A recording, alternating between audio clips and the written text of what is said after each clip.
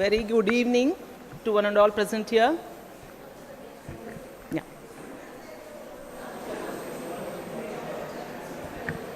Ma'am. Very good evening to the dignitaries on dais, our Honorable Director, Srimati Radha, our guest speaker, Dr. Pratima Narayan, Honorable Deputy Director, Sri S.S. Bharat, and respected members of the mediation family, and all those watching this program live on YouTube. And it's an honor to have the presence of all on this momentous occasion. I am delighted to welcome our esteemed guest and speaker, Dr. Pratima Narayan, who will be delivering a speech on a topic that is both timely and impactful: mediation in e-commerce. Dr. Pratima Narayan is a lawyer, mediator, and founder partner of Technology Consulting LLP. Holds a doctorate in law from the National Law School of India University, Bengaluru. Ma'am is credited as a renowned expert in the areas of information technology, intellectual property rights, commercial contracts, consumer law, and alternative dispute resolution.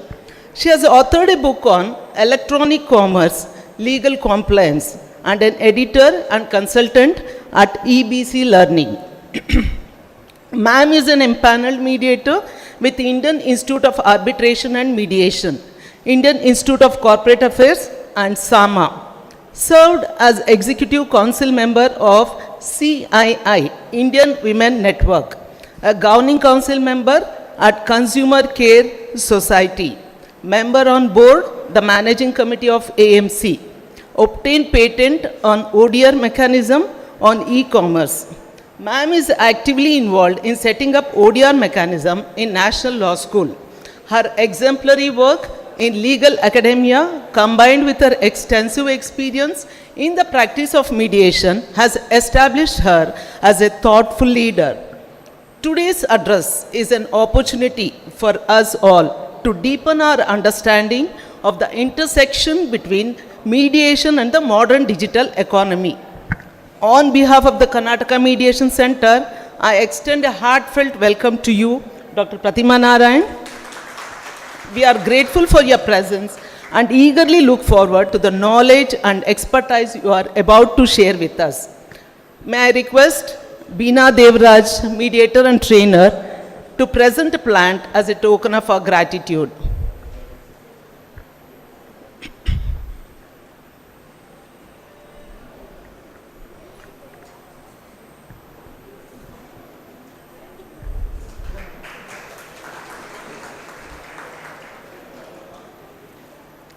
May I request Srimati Swayam Prabha, mediator, to present a plant to our Honorable Director.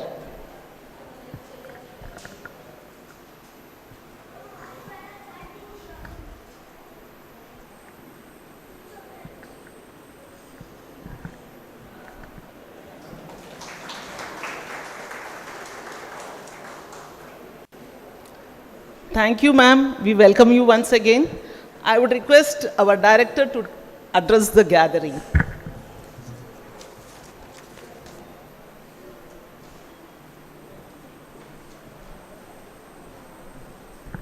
Good evening to all. I'll not take much time. I only intend sharing a few thoughts about this e-commerce and mediation. We all book several items on online platforms now, and there are social media platforms also offering these services now. What happens whenever you want to buy something online? There is an e-commerce service provider. They'll expect you to register. This is everybody's experience here. They'll say you log in, you register and log in. When you register, the website will ask you for providing access to your data, which is most of the time personal, like your contacts, your photos, your videos, and all accesses are sought. If you say I deny, you won't be able to log in or register. Once you share these personal data, what happens? You are flooded with all kinds of advertisements, not only from the e-commerce service provider you have registered with, but all similar service providers. There is breach of what you can say, your privacy, breach of privacy by e-commerce service providers. There are laws to curb these things. Likewise, see what happens, you see some picture there and think this is some kind of article, and the description also tallies with whatever you think of. So once you place an order, make online payment, the product you receive is something different. There's a lot of misconception, misinformation, and fake items are also sold at times through e-commerce service providers. All these are giving rise to lot of disputes. Likewise, there are several laws like GST, IGST, which provide for taxation regime, and while presiding over commercial courts, I had seen litigations where disputants seek refund of GST paid on a particular service. These relate to e-commerce only. So with the increase in e-commerce transactions, which can even be cross-border transactions, the litigation is increasing, and its quick resolution is what we are looking at. There are various types of e-commerce businesses.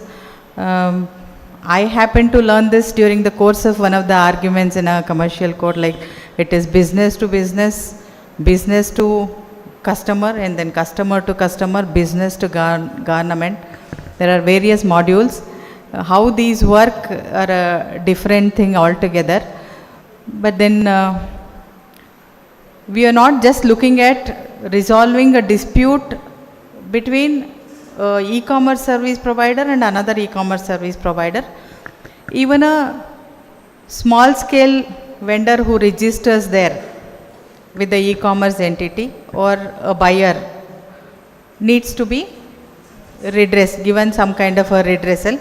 That is possible through mediation, is what I strongly believe, and all of us believe. How do we do this, and what is the role of a mediator? What is this e-commerce is all about will be dealt by Dr. Pratima Narayan. I am thankful to her for accepting this invitation and being with us. Ma'am, please take over.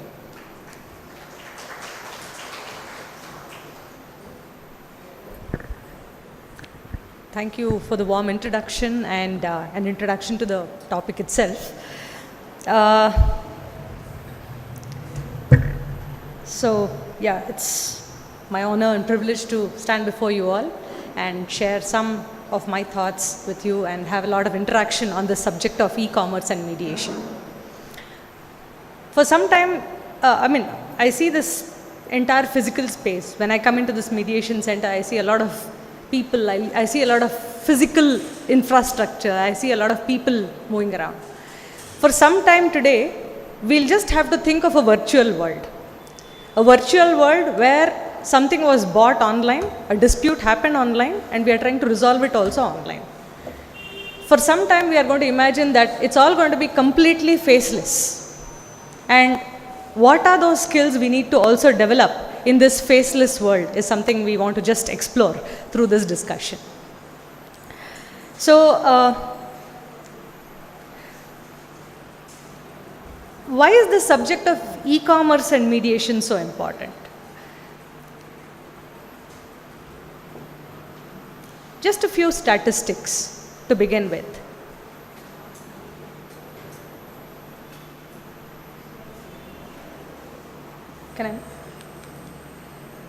Just to see some of the B2C consumer cases itself. We've all heard about the National Consumer Helpline, and around 2018, we used to have about 90,000 plus cases, of which about 22% of these cases related only to e-commerce. And the more recent statistics shows there are about 4 lakh plus cases that come before the NCH, and out of which about 43%, that is 1,80,000 plus cases specifically on e-commerce. That's the large volume we are dealing with e-commerce cases today. And many of them trickling back to the courts also in the form of litigations, etc. That's the large volume that we are seeing in terms of the transactions that are happening and the number of disputes that are also increasing by the day. And we've also been hearing that the center is planning to set up an online mediation mechanism for consumer related disputes, and more so in relation to e-commerce and e-commerce cross-border disputes. That's where a need for us to sort of revisit the mediation system, the mediation skills that we have, to try and see how we can adapt that or modify that slightly to the given e-commerce systems and the faceless dispute resolution systems. So, Consumer Affairs Ministry looking at mediation to solve consumer complaints, and more so with setting up online mediation systems. So, that's a bit about it. And if we are to look at the Mediation Act itself, where it provides us with both voluntary, that is an option for the parties to resolve through civil and commercial litigations, and also the court annexed mediation, which are usually referred to as through consumer courts, commercial mediations, etc. So, for some time now, we are going to just look at mediation, understanding mediation from an e-commerce perspective. What are those we want to learn? What is it that we want to just look at? One is the technical skills. What are those technical and technological upgradations we need to have in order to address these kind of issues, to understand the e-commerce market itself? And second is the procedural or the operational skills that we all have, that we all do in our everyday mediations, and revisit the same procedural aspects from an online perspective. So, what is e-commerce? We have some legal definitions also today. The first legal definition was brought about by the Department of Commerce, and we have adopted that in our Consumer Protection Act as well. And this is the legal definition that we have. E-commerce is all about buying and selling of goods or services, which includes your digital products. So, there's a third element which is also here today. We have always spoken about goods and services, but there is also a third component of what is being sold in the online space, which we call as digital products. And these why do we call them digital products? What is so special about these digital products? They don't work without an internet or network communication. For example, if I have to have access to an online education, and if there are certain videos that I have to watch, I cannot access that course without an internet through a digital or an electronic network. I cannot access that product or service. So, these are what they call as digital products. So, these are also some things which are being sold. We just need to understand these things also, because these are the kind of matters that might come to us. And then there is also a definition of something called an e-commerce service provider.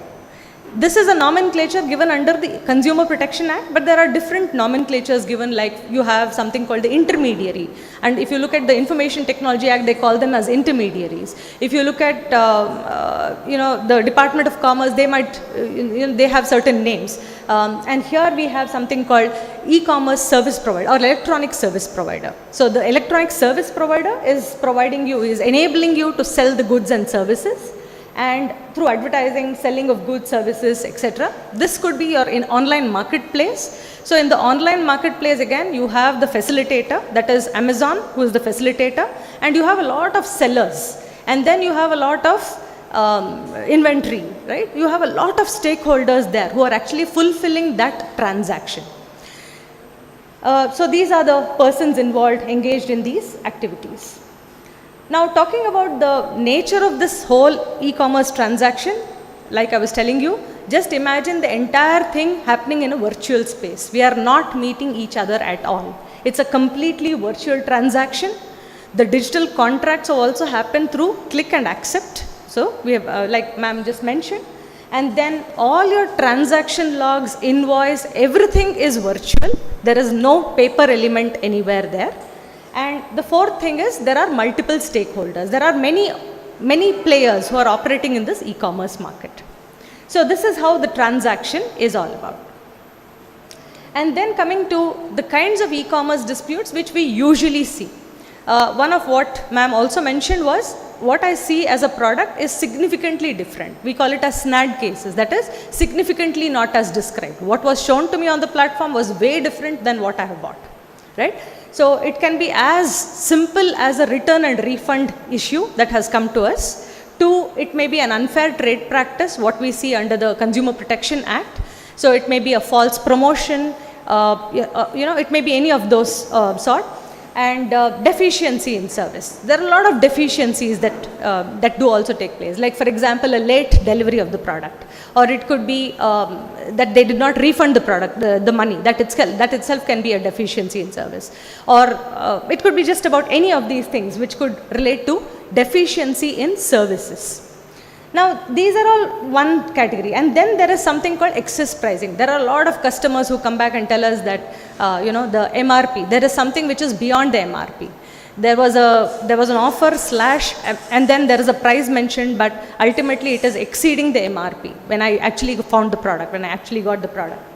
Then comes a lot of product safety issues. There have been a lot of complaints that have come up where a pressure cooker without an ISI mark is being sold on the platform, or something of this sort, or adulterated food, or any of these products being sold. There are a lot of product safety issues that we see in these online transactions. Fake reviews, that's another major issues. I don't know if you all have experienced this, have identified anything like a fake review.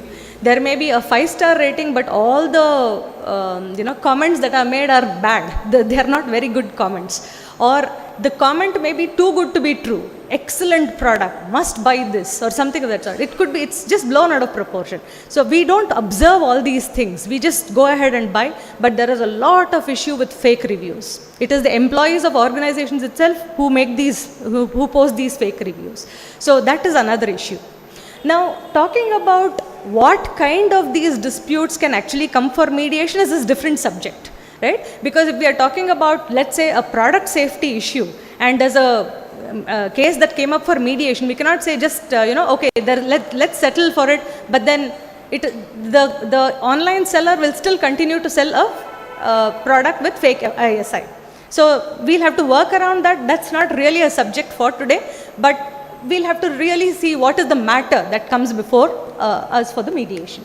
So that's where disputes range from technical issues. It's a mere technical issue. The product was defective or refund was not given, to something which is more of an emotional grievance. They are feeling cheated. They are being misled by an advertisement. They saw a fake review and that's what they bought. So these could be something which could actually have a lot more of an emotional impact on the consumers. So these are some of the kinds of consumer disputes. Now, talking about these e-commerce kind of cases, again, we are getting to understand what are the technical skills required. In most cases, we'll have to work around what is the compensation needed. What is the compensation that we need to pay up. So, how much compensation? We will probably have to shift our focus from just being mere facilitators to evaluate the compensation component. So there we'll have to exercise that bit of technical skills where we need to understand the nature of the e-commerce dispute, whether the matter can be dealt under mediation, and understand consumer protection law. We need to also get familiar with the platform policies and the jargons and the various jargons that we have, the technical jargons we have that in the e-commerce policies. Like for example, what is this Amazon fulfillment all about? Or what is this wallet? They say we will deposit, we'll credit it in your wallet. Yeah. So we need to understand some of these technical jargons that they have in terms of their e-commerce policies. So these are some of the technical aspects, and more importantly in terms of helping the parties determine the compensations. And there is really not much that they would have. It is mainly compensations that they look for in these kind of matters.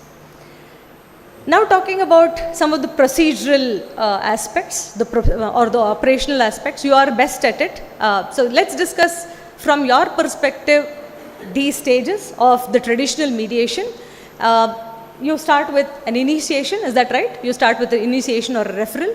So when you talk about, I do have a few slides just to sort of draw a parallel between traditional mediation and what happens in an online mediation in these kind of matters. So we start with an initiation, referral, opening statement, joint sessions, caucus sessions, and closure and agreements. So if we are to start with the initiation, or we'll just talk about what is this ODR all about. We are talking a lot about online dispute resolutions today, is that right? Because that is where it helps in terms of resolving these e-commerce disputes. The parties don't really come face to face here. They just want to try and resolve as much as possible through online mechanisms. So what is ODR? It is ADR plus your information technology. And if you look at section 30 also, I just brought about section 30 here because when you talk about online mediation, it includes, by use of electronic form of computer networks, but not limited to your electronic mails, secure chat rooms, conferencing, or whatsoever. So all that the law says, all that the definition says is it need not necessarily be through video conferencing or audio. It could be a text-based mediation. It could eventually be a generative AI mechanism also that you will be utilizing, you will be using in terms of resolving disputes. So it could be anything. It's slightly open-ended. The definition is slightly open-ended. And what is more important about online mediation is that all the essential elements of integrity in terms of confidentiality are maintained at all times, irrespective of what is the nature of the platform. And subject to the other provisions, the mediation communications must ensure confidentiality. That's also something we'll touch upon when we talk about online mediation. How familiar are you with this concept of synchronous and asynchronous? So, all these online mediations happen in two ways. Simple. Synchronous, where all the parties are meeting at the same time. Asynchronous, where the parties don't meet at the same time. Right? So, a chat room, you invite them all on a Zoom conversation. Right? What is that called? Is it synchronous, asynchronous? Synchronous. Text-based mediation. Provide my problem, I key in my problem, that I had some issue with the e-commerce company. The e-commerce company responds to me tomorrow. Responds on this particular platform tomorrow, saying that we are ready for a refund or whatsoever. So this is happening anytime, anywhere. And the parties need not be together at the same time. That is asynchronous mechanism. So both these systems are available today in terms of resolving disputes, which applies to e-commerce as well. Now, talking about, we'll just draw a comparison between traditional mediation and what happens here. But the bottom line being, the principles of mediation apply in pretty much the same way. All we are doing is, we are just trying to see if we have to, establish some new skills, or are we improvising on the existing skills or slightly modifying the existing skills. So talking about these mediation skills, we spoke about initiation and referral stage. We'll just go through the 5 stages and see what more we need to understand in order to be able to address to this e-commerce related situation. I have a few small activities also through this discussion. So when we talk about initiation or referral stage, what happens in a traditional system is it's either through a phone or an email or some communication that happens, and everything is a paper-based document. So you are coming into the mediation center with a file. So you have something which is a paper-based document which will help you understand the case. But when you talk about the initiation in an online mediation where either of the parties have come for the mediation, it's completely virtual.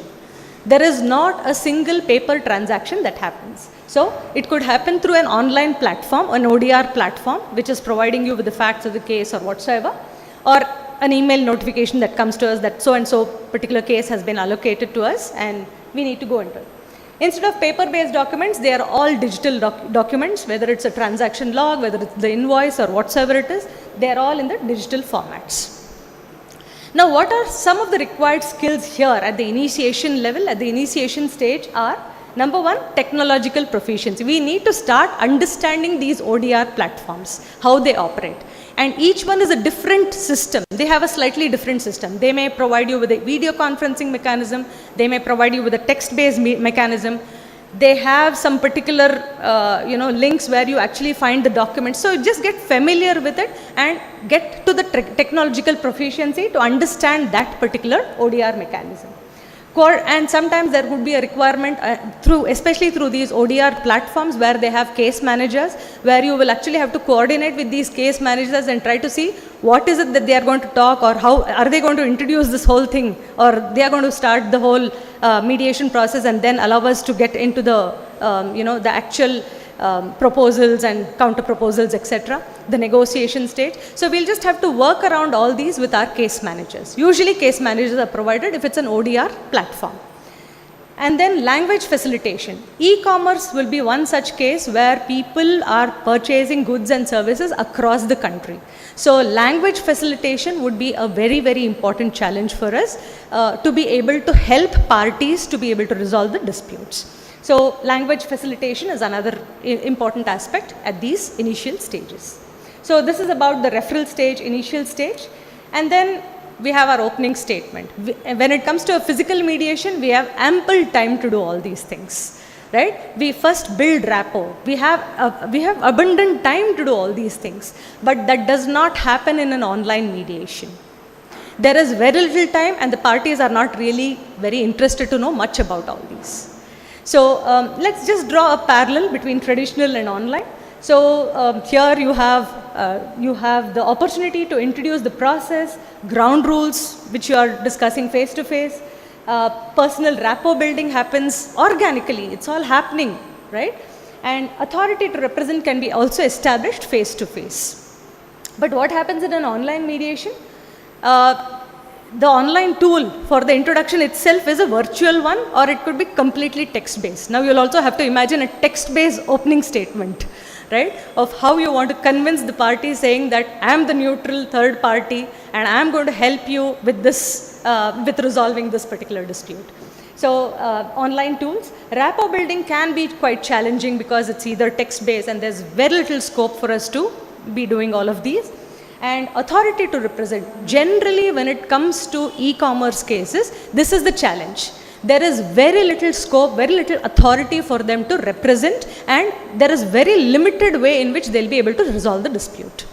And most of these are policy based. The parties have already agreed through a policy, right, to enter into, for the purchase of goods or services. There are certain terms and conditions, you have privacy policy, you have refund policy, cancellation, everything is out there. They'll just say, go, you should have gone and referred to that, which the customer would never have done that, right? So there is very little authority for the representatives also to come and resolve through this mediation process. Required skills, or I would like to say modified skills, okay? Condensed form of opening statement. Now that's something we need to establish. We need to start working around. How do you, in probably about 2 or 3 sentences, how are you going to establish rapport, right? That becomes the challenge, but that's an important skill for us.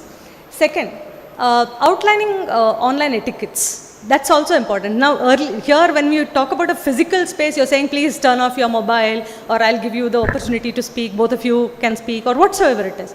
But just imagine this in the virtual world, right? So you will have to establish certain online etiquettes, or just talk about all of these. Like if it is a video conferencing, both of them must have been able to at least turn on their cameras. First of all, there's a lot of power imbalance, right? There's a business and then there is a consumer.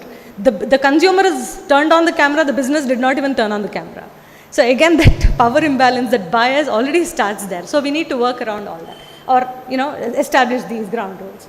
Waiting turns, if it is video based, we can always tell them that there is a waiting turn, both of you will be given a fair chance to hear, just like what we do here. But even in the online space, we should be able to give them, because if there's a lot of crosstalk in the room, if there's a crosstalk, it's still okay. But if there's a lot of crosstalk in the virtual, in the online space, it's very difficult to capture the communications. Turnaround time in text-based mediation. This is one of the biggest challenges that we see, that if the customer or if the business has posted a particular proposal or something today, there's going to be a response only after 5 days, 10 days, or there is no response at all. That is something which we have, which is a real challenge when it comes to these kind of online mediations. So we'll have to tell them about or lay down certain strict rules in terms of the turnaround time, in terms of the responses. And sensitizing on taking screenshots, whether it is, through, the virtual, if it is video conferencing, it's just the pictures. But just imagine taking screenshots of the entire conversation they had in the text-based conversation. Sometimes there are certain notorious parties where they would just want to put this on the social media also, which is not good. So we'll have to sensitize them about these issues of taking screenshots and posting it outside. So these are some of the things that we'll have to consider. Virtual communication adaptation. So whatever the mode of that mechanism is, whether it is video conferencing, chat room mechanism, or even text-based, we'll have to just get used to that virtual communication adaptation. Like I was telling you, virtual communication adaptation as in how we can be able to convince the parties in a short conversation. That is important here. Establishing confidentiality. Now we speak so much about confidentiality when we talk about mediation. It's so much of a synonym to the mediation process itself. But when you talk about an online mediation, you will have to establish two things: confidentiality among the parties and confidentiality of the process itself, of the online mechanism itself, right? Of the ODR platform, or even if you are handling this entire thing in a private mediation, you will have to establish the confidentiality of the process as well as the mediation process as well as the ODR system itself. So that's something that we'll have to work around in the opening stages. Going about with joint session. So what happens in a joint session typically is the parties meet in person, they are meeting together, they are sharing their perspective and information, physical interaction, body language, they are all quite significant when we look at a traditional mediation process. But when it comes to an online mediation, the video, it usually happens through your video conferencing, chat rooms. The major constraint here is it limits non-verbal cues to a very large extent. At least in case of a video conferencing, you'll be able to see the face of the parties. In a text-based mediation, you will not even get to see the face of the parties. So non-verbal communication cues are limited or almost not there, right? And then joint sessions are usually absent in asynchronous mediation. What is asynchronous? Where the parties have their own option to come at any time, so there is no question of joint session here that can happen. Now, some of the required skills apparently being understanding the technical jargons of what the parties have to say. Like I was telling you, Amazon, what is this Amazon fulfillment? What is this digital wallet? So some of the e-commerce jargons that we'll have to understand. Reframing we always do, we're quite good at it, but I just have a small activity here, I'll come back to that. Managing power imbalance. So this is another important thing that we'll have to do in this joint session, because there is the consumer and then there is the business. So managing that power imbalance would be important. Focus on facial expression and vocal cues, if possible in an online, in a video environment, or you will have to largely depend on the language, tone, pace of the textual conversation.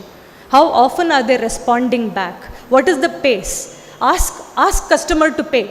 That is how they would have written. But if you actually talk to them, their tone is very different, right? So it is very difficult to understand all of these through online mediations, but that is the effort that we need to make through these processes. Now let's just try a reframing activity. This is something to do with our e-commerce cases. Just try and see this, and you have to imagine this is a text-based mediation, right? And you are reframing this.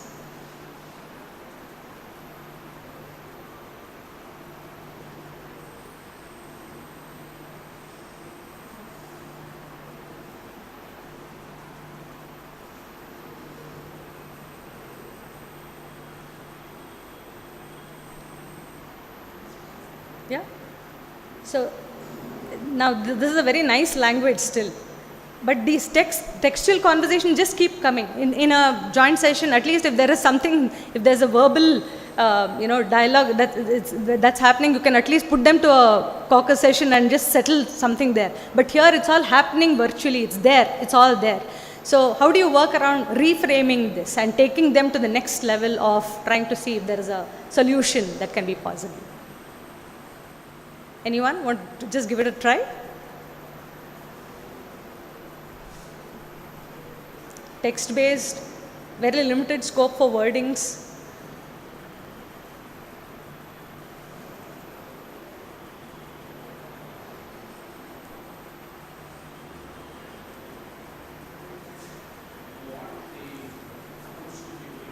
Without getting into the legalities. Yes. Is it right reframing? I do not know. We are mediators. Through this textual platform, we are trying to take them to the next level. I know, I got it. Yeah. No, is it my wording is right? The customer is wanting replacement The customer is wanting a replacement. without the getting into the legality of the procedures or instructions or whatever it is. Okay. But these instructions are quite important. The policies are quite important for the organization. That's what the parties had agreed upon previously. Yes, sir. I mean, there's nothing like a right or wrong answer. We are just trying to reframe, that's all. Just give it a try, that's all. Just anyone want to give it a try. Nothing like a right and wrong answer. We're just reframing.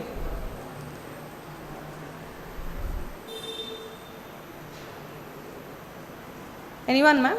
Anybody wants to try?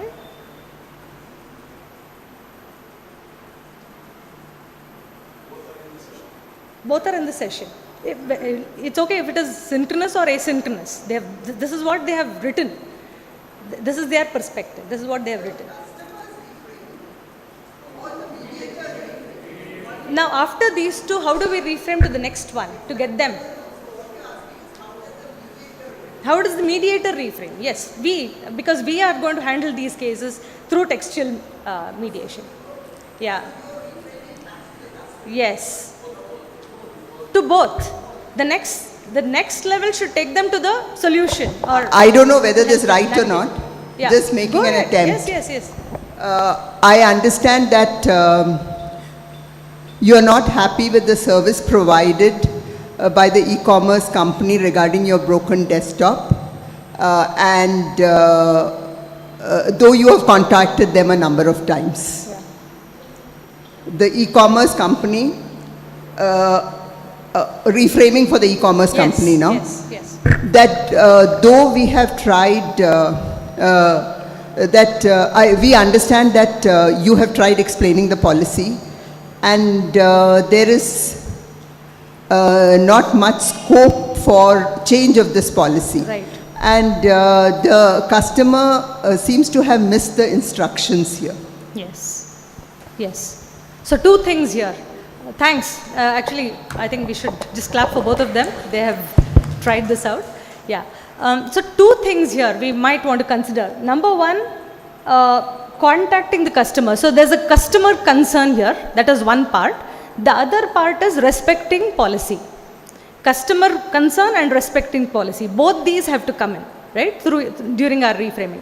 And we cannot write a very lengthy explanation. We just have to give it in very short, and to help the parties to see, however, can we move to a resolution where we can address the customer concern as well as at the same time respecting the policy. So something like this, where this is something we need to try and work around to see how the reframing actually happens. So that was about the joint session and some of what we need to just work around. The third one being the caucus session. Again, there is ample opportunity for her. Yeah, sure. Sure, I will try and do that. So I would say, I understand that the customer is frustrated about the time that was taken in terms of resolving this. However, keeping the concern of the customer, can we work around a solution at the same time respecting the return policy of the organization or something of that sort? I don't know. Am I right? Okay, is that okay? Narrow down and just try to frame it in 1 or 2 sentences and just try to see how best we can bring the two together. it all depends.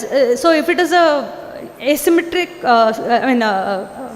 asynchronous system, then it goes like the parties are just writing to each other or writing on the platform. So we need to just take them to the next level. Sometimes there is a possibility of chat rooms. So you can have private chat rooms. Some ODR platforms do provide for chat rooms. So there is more opportunity for us to write to each other. And it's always good to summarize more often, which we'll talk about also. It's always good to summarize also, because we'll talk about the language part a little later, but yes. Can we proceed? Yeah, to the caucus session. So here mediators meet each other separately. Confidential information is may be discussed, okay? And here when it comes to an online space, there is a possibility of a virtual breakout room. Confidentiality concerns are there, because we really don't know if there is confidentiality in the room there. And there is also a possibility, like I was saying, the screenshots and various other things. So that's the possibility here. But when we talk about these caucus sessions, and these caucus sessions are very, very common in our asynchronous systems, because they are not there and they are writing to each other at different times. The most important concern that we need to address here is the delayed responses. The customer or the business writes on a particular day, the response comes only after 8 days, 10 days. It frustrates the whole thing. Or there is more misunderstanding. Now the customer is very keen on redressing the dispute, and the business comes back only after 10 days. There is more misunderstanding. I'm sure they don't want to respond. I'm sure they don't want to resolve this for us. So that creates more misunderstandings.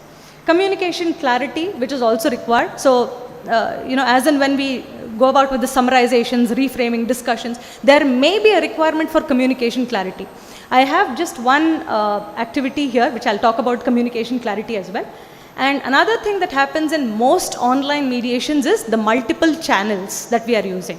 So it need not be a text-based, though it is a platform which is text-based, but there will be a lot of other channels of communication. So they say, we'll write an email to you, we'll send an email to you of some documentation. Or the customer might say, I'll send you a WhatsApp message, I'm more comfortable with WhatsApp. There is a possibility of us as mediators to lose out on some of these documentation. So that multiple channel communications is something that we have to watch out and maintain. Maintain the records of these discussions wherever they are. Sometimes it was a WhatsApp communication, text-based. We'll have to again translate that, put that back into our platforms and documentations. Now, sensitivity to emotional undertones in the parties' messages is the most important thing that we need to address here. Like we were discussing, ask customer to pay.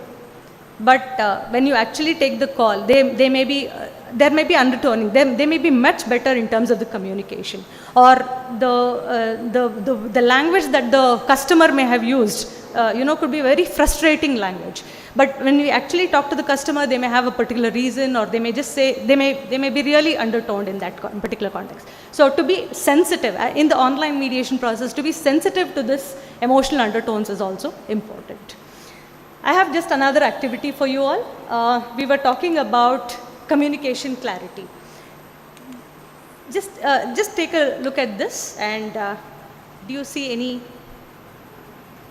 miscommunication or lack of communication?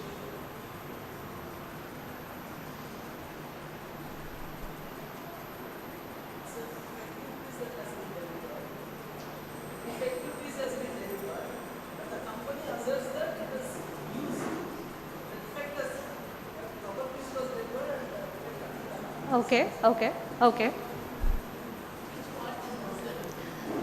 Right. So if you the broken form, another thing is, how do I interpret this? I ordered an office chair and it's broken part missing. Maybe there's one part missing. The customer doesn't know how to write it. The customer was not able to communicate it with a lot of clarity. So if this continues, we don't know what to do. Right? So does he want a refund? They say no refund. No, the customer did not want the refund. He wanted only that broken part. If they had sent the broken part, everything is okay about the chair. So there is a lot of communication issues when we look at these kind of text-based mediations. So we need to bring more communication clarity here. We need to understand better. We need to ask more questions, clarificatory questions, to see whether our understanding of this issue is right. Okay. Sometimes even when you look at some of these loan related cases or whatsoever, they say ask customer to pay 1500 or 2000 or whatever it is, 20,000. But within what date, what time, how many installments, nothing would be mentioned. So there needs a lot more clarity in terms of that communication, which the parties would not understand, and we as mediators will have to take this more seriously and ensure that at every stage of the mediation there is communication clarity. So that was about the caucus session. And closure and agreements, usually it happens through physical copies of agreements here. In court annex mediation, it's enforced through a decree. We understand through private mediations, section 27. When it comes to online mediations, again, this is all happening through digital settlement agreements and getting familiar with the e-signatures. So, and we need to also ensure that the parties have signed through these e-signatures. Let's just revisit some of our negotiation skills also. The very first thing that we need to do in these online e-commerce online mediations is to be able to adapt to a potentially slow-paced negotiation process. It's not happening, through like the physical world. So we have to adapt to that slow-paced, but at the same time, and continue with the momentum. We are not really looking at position, interest, and a lot of these things, because it's mostly interest based. They have come together for a solution. We want a solution and we just want to go about with it. And then there is limited bargaining, like we discussed earlier. The parties to represent only come with certain policies already, which is already there, and they're all standard form contracts. There's not much to bargain here. So there is very little scope for all of this. Focus on solutions. Seek clarifications wherever required. We just saw some of these examples also. It is also good to summarize wherever relevant and as often as possible, because the parties need to be on the same page that we are summarizing well. Reality check in e-commerce transactions is relatively easy because there is a lot of information available to us on the internet, right? Or even e-commerce related cases, or to be able to see what are the different compensations that are being paid, or refunds that are being made in these kind of cases. So there's a lot of scope for reality check when it comes to these e-commerce transactions, or e-commerce disputes. Lastly, let's consider the following before we close on the session. Active and proactive understanding of the text-based mediation. That's very important in these kind of e-commerce cases. Building trust may take longer. We need to understand this. Timing may be delayed if parties are not interacting in real time. There is limited or no non-verbal cues. We have always thought, we've sensed a lot of things through non-verbal cues, but in online mediation, there is very, very little scope to all these. Challenge in maintaining empathy in a non-physical environment. That's quite a challenge, empathy, showing empathy. How do we do that in a text base? So the only thing is being a little more attentive, showing concern. Some of these ways would probably keep the parties together, keep them going. And possibility of technical disruptions and delays, which we have always encountered many a times. Effective online communication, ensuring neutrality at all times, especially when we frame our sentences. We have to ensure that neutrality aspect at all times. That's the most critical thing here. So these are some of the things that I just wanted to share with you all as far as these e-commerce related. Yes, sir. What is the usual time duration for a dispute resolution? There is nothing fixed as such. When it comes to a private mediation, at least there is nothing fixed. It can take a pretty long time, but it can only frustrate the process.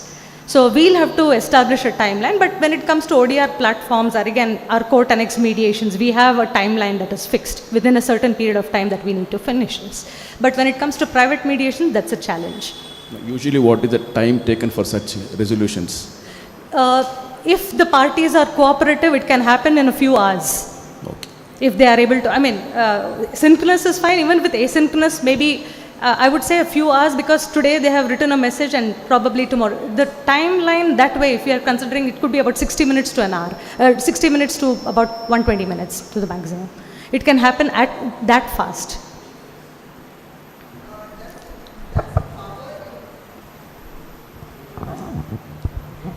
Power imbalance causes a lot of issues, no? I mean, because suppose it's a bank Yes. and a customer, they do, I mean, that happens, no? I mean, I think you Yes, must there's have noticed very it. limited scope in Very terms li- of the for bargaining. resolution. Yeah, exactly. So that's the challenge here. But again, we need to work around with reality check and various Okay. other things. But banks usually they come with a metrics, even with e-commerce entities. They come with some kind of a metric saying that if this is so, we can resolve. But they don't change then. They don't change much. They don't change at all. They say, this is our policy. If you want to take it, take it. Yes. Otherwise, we are not Yeah. interested. Yeah. Thank you.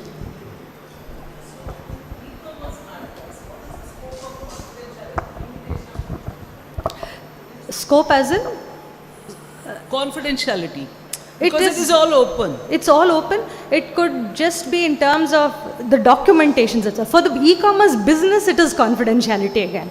Because for them, the number of cases and, I mean, if the customer is to take all these as a screenshot and just post it on his social media saying that this company didn't do this, there lies the whole confidentiality issue. It may not be much for the customer. I mean, it's not in terms of the documentation, but it's in the process itself. Yeah, thank you. As compared to the conventional mediation, there is not much difference in the process. Yes. This is my assessment. Yes. We can always relate it to a game of cricket. Game of cricket. Yes. What we are doing is a 5-day test match. What you are doing is a probably 2020 match. That's right. But we are also doing something which is in between. That is virtual mediation, Yeah. online. That is to say, online mediation, which is in between the two. We need to adopt some of your techniques, Yeah. maybe some other techniques from here also. Right. And it's all happening fast. True. There is not much time. That is where we have to shift our thought. And another important thing is we are not going to see anyone face to face.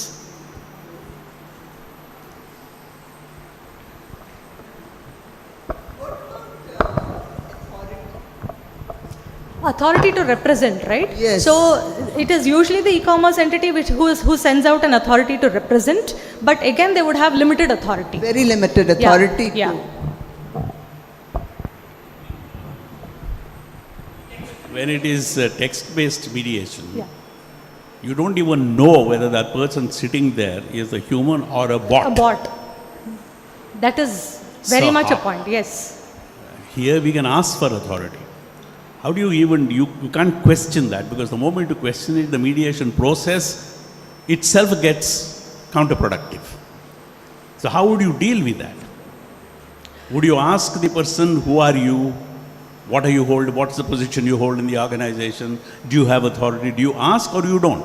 We don't, we have very little scope to address all that. And given that we have dealt with some of the ODR platforms, we just see that there is a particular representative, so-and-so e-commerce company represented by the name. They provide the name of the person who is going to represent. Of course, there is a possibility of a textual, other than the textual, if there is a possibility of, just taking the contact number and reaching out to the person, there is some conversation that we would have. But otherwise, yes, you are right. There is a greater possibility that there would be bots which are, which will be operating and they will be doing this. They are fed with very, very specific answers, questions and answers. If this is the question, just answer this. Second question, ma'am, if you could please go back to that slide of the customer and the laptop. Okay. No, The not laptop this, one? the other Okay. one. Yeah, Yes, this one. the reframing. Yeah. Do you remember we also discussed the possibility that in cases of online mediation, reframing will assume a different dimension. You remember we talked about it. And the different dimension is that you will ask questions. For example, this is terrible service. Instead of reframing, is it possible to ask him instead, would you please explain what is it you're trying to tell me about terrible service? Is that a possibility? We There did is a discuss it. possibility, yes. You may ask So, more It may clarification. not be reframing at all. In the process of reframing may change to asking relevant clarificatory questions so that he probably will realize later that this is not what I meant, man. So he does the reframing himself. We did. Right. So is that a possibility? Yes, sure, yes. The parties themselves may reframe, yes. Or you may clarify some things more on that, yeah. Sir had a question.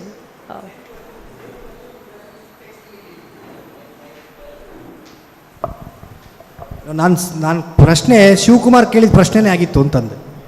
Same question. Okay, okay.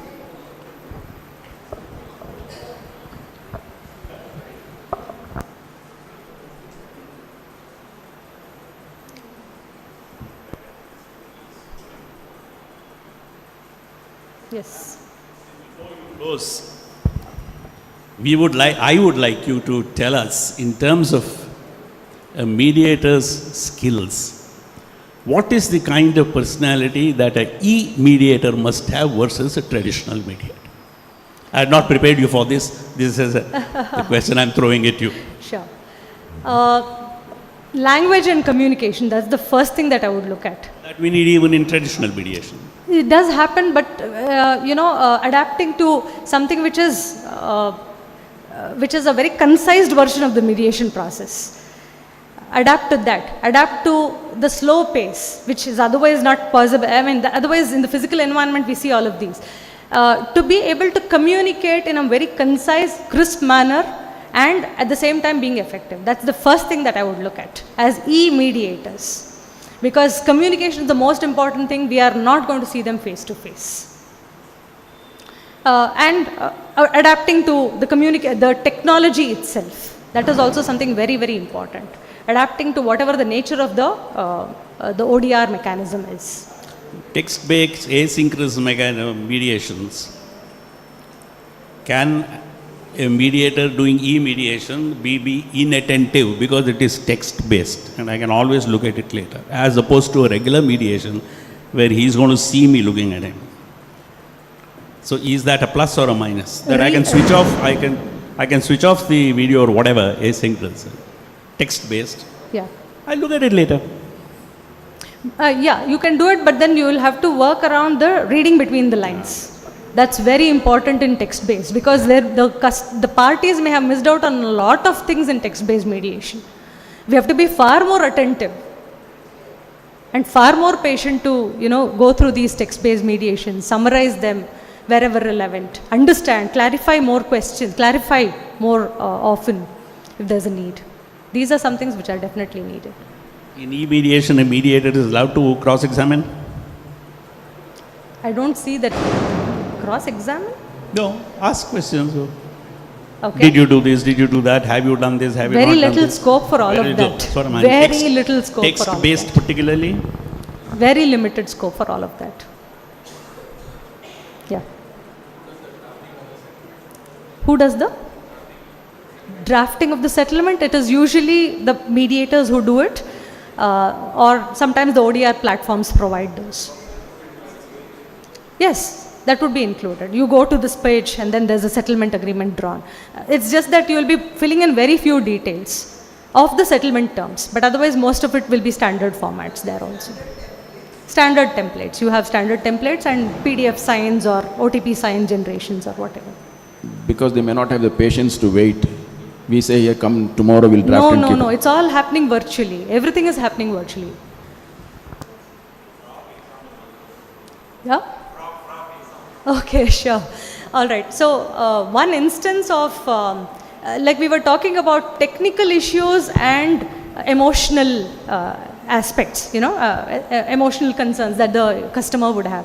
There was one instance that had come up where there was a customer who purchased a dress online. Simple. The product was not delivered within the time, or whatever the date. They said 3 days delivery and the product was not delivered within the time. Very much a technical issue. And then when the product actually came, the customer said, please take it back, I just want a refund. Now, they did not refund the money back. The product was for 1,500 rupees and the customer wanted a 50,000 compensation. And the matter had actually gone before the consumer court, and the e-commerce entity referred the matter for mediation. It was all happening online. It was an ODR. And when the matter actually came to us, and then, so we just asked the customer, why 50,000? So he says, I bought this dress for my daughter's birthday. I wanted to see my daughter in this particular dress. And because they did not deliver it to me on that day, there's a lot of emotional turmoil that I went through. So I want a compensation for that. And of course, the mediation did happen. The customer, we tried to convince the customer saying that 50,000 is not possible. You will have to, rework on your compensation, ask your proposal. You will have to rework on your proposal. So he came back to saying, I'm okay with 25,000. Again, there was a lot of back and forth that happened, and the company finally agreed for 13,000 compensation. Okay, a refund plus 13,000 compensation. But then he said, I'm not very happy with it. It's not a win-win actually. That was his final comment. But however, all these happened virtually. It was all happening text-based, right? And we had to work around all these communications in this limited manner and try to see if there was a settlement that would be possible. So, yeah, thank you very much. Any other questions? Open to it. Yeah. Securing confidential information, it's mainly we'll have to sensitize the parties to securing the information. And confidential, yes, sorry? Screenshots and Screenshots. And even in the platform, if you find that there is a scope for the party is moving into breakout rooms, try to see if the party wants to go for a breakout or a caucus session, and try to see if that provides you with a chat room, a breakout room, which they will want to just sit down and discuss there. That is one way of securing confidentiality for them, to make them feel better, saying that online mediation is also possible. It's going to keep your information confidential. Usually ODR platforms do provide for all these things of confidential information and all those things, but yeah, we'll also have to work around that.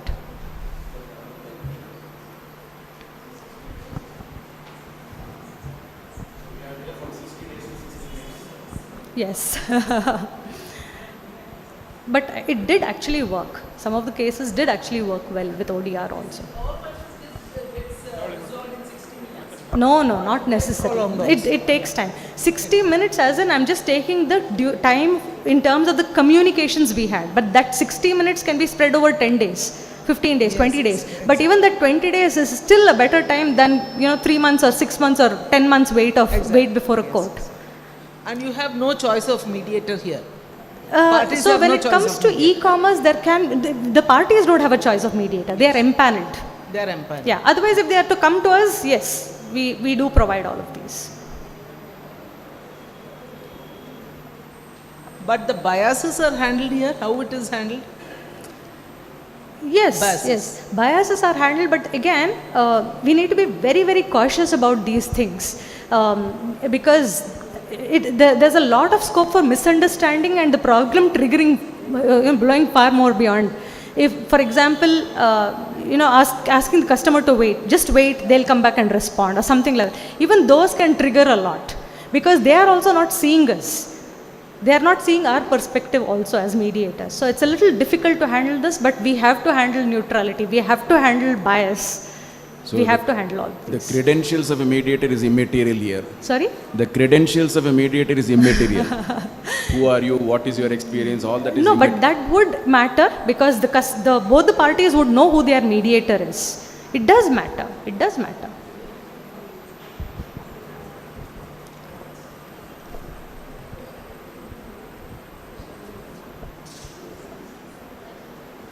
All right. Thank you.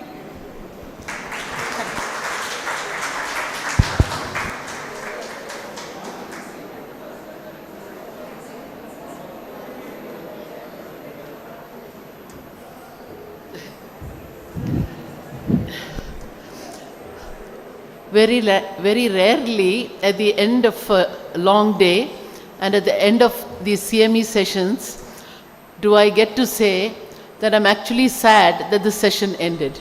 Thank you so much, Doctor, for this most enlightening and educative session that we had. I mean, a lot of us are doing online mediations, but we carry on the techniques that we have been taught in the regular mediation sessions, and I'm sure this has brought a new focus as to how to take things forward in online mediation. Thank you so much for your time.